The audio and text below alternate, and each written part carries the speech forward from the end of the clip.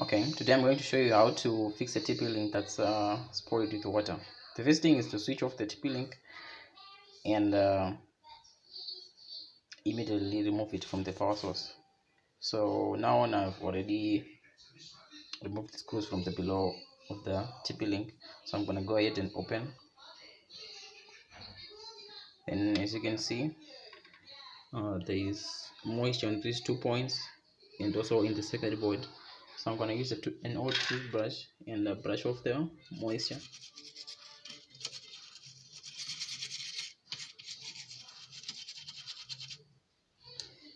Now I'm gonna go on and use a smooth cloth and wipe off the moisture.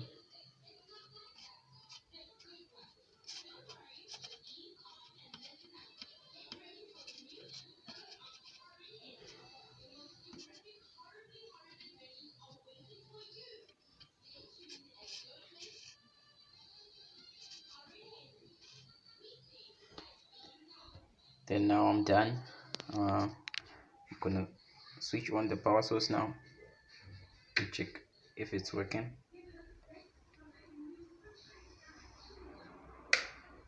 There you see the that's light is indicating that the TP is now working.